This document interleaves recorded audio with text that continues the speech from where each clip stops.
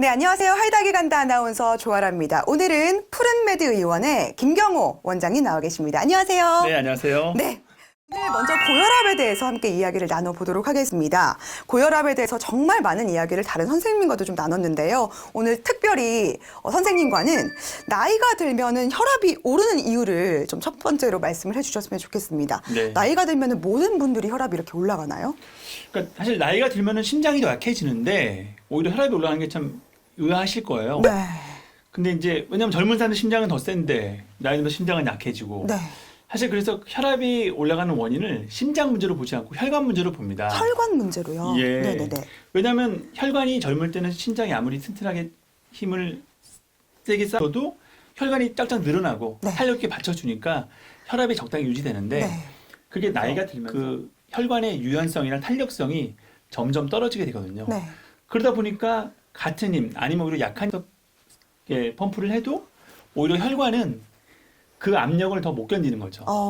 그래서 혈관 탄력이 점점 떨어지면서 이제 혈압이 발생하게 됩니다. 혈관 탄력이 떨어진다. 아, 근데 모든 그 나이가 들면은 모든 기관의 탄력이 좀 떨어지잖아요. 그렇죠. 그래서 혈압도 높아지는 계기가 되는 것 같습니다. 네. 근데 나이가 들어서 나타나는 고혈압과 근데 젊은 사람들도 고혈압 좀 많다고 하더라고요. 네. 뭐가 다를까요? 좀 다른 점도 설명을 부탁드릴게요. 예, 그렇죠. 오히려 젊은 사람들의 고혈압이 왜 생기는지를 보면 말씀드리는데요. 네. 젊은 사람은 탄력이 좋음에도 불구하고 혈관의 탄력이 좋음에도 네. 갑자기 그 살이 찌거나 그렇게 되면은 평소에 펌프하는 그 힘보다 네. 훨씬 더 많은 힘이 들어갑니다. 네. 그러니까 당연히 각 혈관에 미치는 혈압이 훨씬 강하게 들어오죠. 그래서 비만 환자들이 고혈압 환자들이 굉장히 많다고 하잖아요. 맞습니다. 네. 그래서 체중이 갑자기 확 늘 경우에 정말 20대, 30대 환자분들도 요즘 갑자기 그 고혈압이 생기는 경우가 많습니다. 예전에는 그렇게 많진 않았죠. 그렇습니다. 아무래도 옛날에는 지금 현대에 들어와서 먹을 게 풍부해지고 맞아요. 정말 식생활이 서구화되면서 비만 환자가 늘었기 때문이지 사실 한 20년 전만 해도 그게 다 비만 환자가 많지는 않으셨어요. 저도요. 네. 저 그 BMI 지수는 괜찮은데 저도 경도 비만으로 나오더라고요. 저 깜짝 놀랐어요, 저는. 네. 그런 거 보면은 아, 내가 내 안에 내장 지방 이런 것도 진짜 많구나. 먹는 거 관리 안 하면 안 되겠구나 이런 생각이 들더라고요. 사실 의사인 저도 비만이 아니라고 말할 수 없거든요. 솔직하시다. 네. 저희 의사들도 이제 만나서 얘기를 해보면 다들 네. 이게 살 빼는 게 정말 어렵다는 걸 알고 있습니다. 왜냐면 저도 중간중간 이렇게 항상 이러시잖아요. 뭐 맥주는 2잔 이상 먹지 말고. 그러면 네. 제가 항상 여쭤봐요. 선생님은 그렇게 하시나요? 다들 얼굴이 빨개지세요.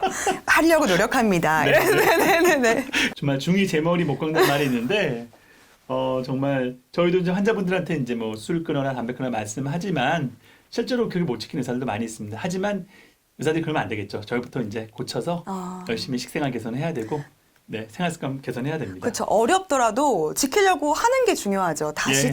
다시 처음부터. 맞습니다. 맞아요. 작심삼일도 계속하면 된다고 하잖아요. 저도 좀 경각심을 갖고 해야겠습니다.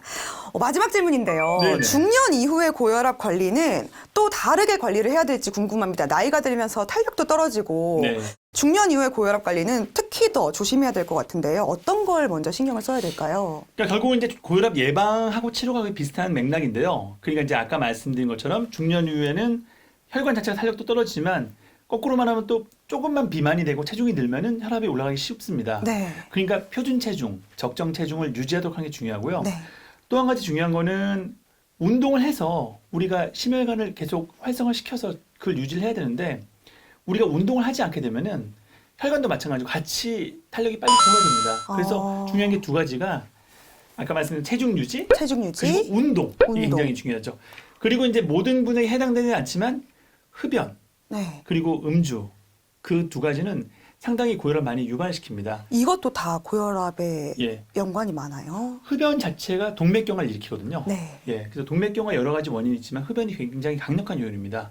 그래서 흡연을 많이 하시는 분들은 혈관이 빨리 굳습니다. 그러면은 그 요즘에는 다 전자담배 하잖아요. 네네. 전자담배도 그렇게 위험한가요? 그러니까 전자담배가 처음에 나올 때만 하더라도 그게 뭐 거기에는 니코틴 외에는 다른 성분이 없어서 안전하다고 알려졌었는데 실제로 요새 보니까 전자담배에도 기존 담배 못지않게 안 좋은 물질들이 많은 거가 있습니다. 어. 그런 안 좋은 물질들이 혈관에 침착하면서 동맥경화를 유발하거든요. 아, 저는 전자담배 냄새 괜찮다고 주위에서 막 그냥 아, 피잖아요. 그렇죠. 간접 흡연을 제가 막 하고 있는 거예요. 그것도 좋지 않습니다. 그렇죠. 저도 네. 그냥 냄새가 안 나쁘니까 네, 어느 정도 냄새 괜찮은데 이런 식으로 되는 거예요. 그렇죠. 아, 거기에 대한 경각심도 좀 가져야 될 것 같아요. 예, 맞습니다. 흡연은 그냥 일반 담배든 전자담배든 좋지는 않습니다. 여러분 꼭 좀 기억하세요. 네. 전자담배도 흡연입니다. 네. 네, 음주도 그렇고요. 맞습니다. 또 다른 어떤 걸 또 신경 써야 될 게 있을까요? 그러니까 결국은 또 이제 뭐 나중에 당뇨도 얘기 나오겠지만 과도한 스트레스가 또 혈압을 일으키는데요. 신경이 날카로우신 분들 그리고 또 이제 스트레스가 많을 때는 굉장히 우리가 항상 긴장 상태에 있습니다. 네. 그럼 전체적인 자율신경계가 네. 상당히 긴장이 되거든요. 평소에 멀쩡하신 젊은 사람도 스트레스를 받으면 혈압이 올라가 있는 상태가 돼요. 네. 근데 그게 일시적으로 올랐다 떨어지면 문제가 없는데 뭐 예를 들어서 안 좋은 일이 있다거나 뭐 소송이 흘렀다거나 굉장히 뭐 사업적인 문제가 있다거나 네. 이런 걸로 인해서 스트레스가 계속 지속되면은 계속 우리 몸의 자율신경계가 항진돼 있습니다. 계속 긴장 상태에 있는 거죠. 그러면 혈압이 계속 오른 상태가 유지되다가 나중에 그게 굳어져 버립니다. 근데 요즘 시대에 세대 요즘 코로나19로 그런 분들 많아졌을 것 같아요. 많습니다. 네. 또 불면증, 네. 또 이런 스트레스. 너무 힘들잖아요, 지금. 그래서 지금 사실 정말 우울증 오신 분 너무 많아가지고 네. 그 우울증이 와도 그게 지속되면 나중에 혈압으로 올라가는 분도 많이 있습니다. 다 모든 게 다 한꺼번에 같이 오니까 네. 너무 좀 슬픈 것 같아요. 여러분들 혈압 관리 잘 하셔야 합니다. 첫 번째 식습관이라고 말씀하셨고 네. 두 번째 운동, 네. 그다음에 흡연, 흡연, 그리고 음주, 그리고 요 스트레스. 스트레스 네. 요 5가지 좀 잘 관리를 하셔서 건강한 생활 유지했으면 좋겠습니다. 첫 번째 편은요. 나이가 들면 왜 고혈압이 생기는지에 대해서 그리고 관리법까지 함께해 주셨습니다. 프로메드 의원의 김경호 원장님과 함께했습니다. 네. 고맙습니다. 예, 감사합니다.